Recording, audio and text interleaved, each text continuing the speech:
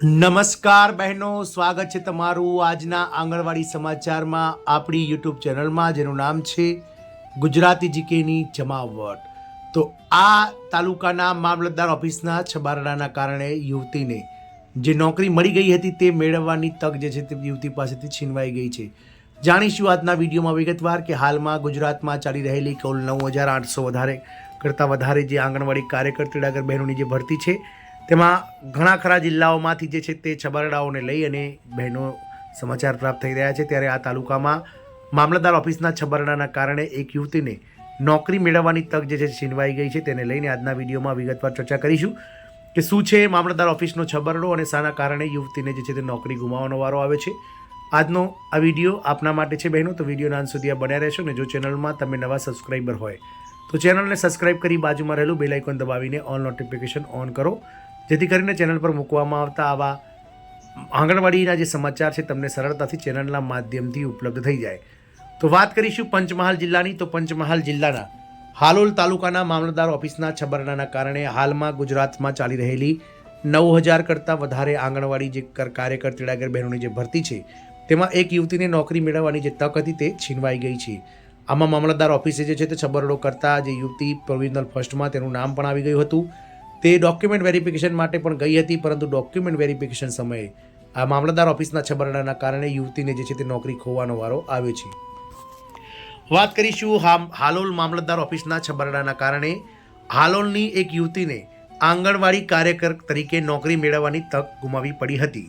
હાલોલમાં આંગણવાડી કાર્યકર્તાઓ માટેની ભરતી જાહેર થઈ હતી. હાલોલ નગરપાલિકાના વોર્ડ નંબર 4માં રહેતા વર્ષાબેન રાઠવાની તે નોકરી માટે લાયકાત હોવાથી તેમણે અરજી કરી હતી. આંગણવાડી કાર્યકર તરીકે નોકરી માટે જરૂરી રહેણાંકના પુરાવા માટે વર્ષાબેને હાલોલ મામલતદાર કચેરીમાંથી રહેઠાણના પુરાવાનો દાખલો માંગ્યો હતો. વર્ષાબેન છેલ્લા 30 વર્ષથી હાલોલના વોર્ડ નંબર 4માં રહેતા હોવા છતાં હાલોલ મામલતદાર કચેરીએ છબરડો વાળી અને વર્ષાબેનને વોર્ડ નંબર 3માં રહેતા હોવાનો દાખલો આપ્યો હતો. આ બાબતે વર્ષાબેને હાલોલ મામલતદાર કચેરીનું ધ્યાન દોર્યું હતું.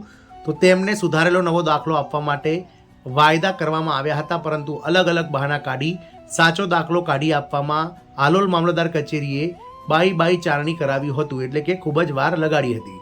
વર્ષાબેનનું મેરિટમાં નામ આવી ચૂક્યું હતું, પરંતુ મામલતદાર કચેરીના આ ગંભીર છબરડા અને તેને સુધારી આપવાને બદલે મહત્વનો સમય પસાર કરી દેવામાં આવતા વર્ષાબેન રાઠવા પૂરી લાયકાત ધરાવવા હોવા છતાં આંગણવાડી કાર્યકર તરીકેની નોકરી મેળવવાથી ચૂકી ગયા હતા. આપ સૌને જણાવી દઈએ કે વર્ષાબેન રાઠવાનું વોર્ડ નંબર 4ના આંગણવાડી કાર્યકર તરીકે પ્રોવિઝનલ ફર્સ્ટમાં નામ આવી ગયું હતું અને તેઓએ જ્યારે ઓનલાઈન ફોર્મ ભર્યું હતું ત્યારે જે રહેઠાણનો પુરાવો જે મામલતદાર કચેરીથી મળ્યો હતો તે સ્કેન કરીને જે અપલોડ કર્યો હતો તે દસ્તાવેજ તેમણે જ્યારે ડોક્યુમેન્ટ ખરાઈ માટે દિવાળી પહેલાં તેમને હાલોલ નગરપાલિકાના જે ICDS વિભાગમાં બોલાવવામાં આવ્યા હતા.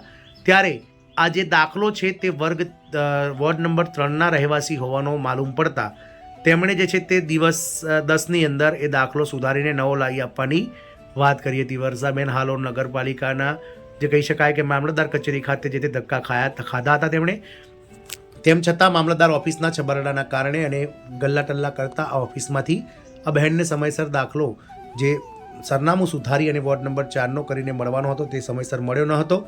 આથી તેમને જે છે તે આ કાર્યકર તરીકેની નોકરી જે છે તે ગુમાવવાનો વારો આવ્યો હતો. આમ હાલમાં ચાલી રહેલી ભરતીમાં ઘણા બધા છબરડાઓ બહાર આવી રહ્યા છે. જય હિન્દ, અસ્તુ.